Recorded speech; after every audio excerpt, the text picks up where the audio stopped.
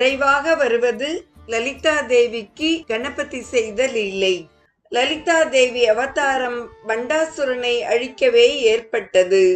பண்டாசுர விஷுக்ர அசுர கும்பல் தம் சக்திகளால் ஜெயவிக்னம் என்ற எந்திரத்தை வைத்துவிட்டனர்.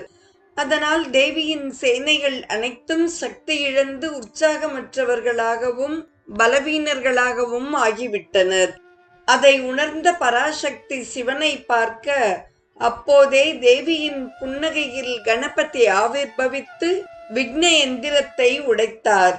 தேவியின் சேனைகள் வீரியமும் உற்சாகமும் உள்ளவராக திகழ்ந்தார்கள். இதையே லலிதா சகஸ்ரநாமம் காமேஸ்வர முக ஆலோக கல்பித ஸ்ரீ கணேஸ்வரா மகாகணேஷ நிர்பின்ன விக்னயந்திர பிரகர்ஷிதா என்று போற்றுகிறது.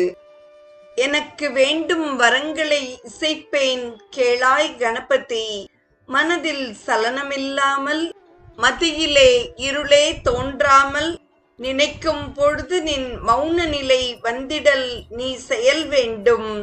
கணக்கும் செல்வம் 100 வயது இவையும் நீ தர கடவாயே என்ற மகாகவி பாரதியின் வேண்டுதலை இங்கே நினைவு கூர்ந்து இன்றைய நிகழ்வை நாம் நிறைவு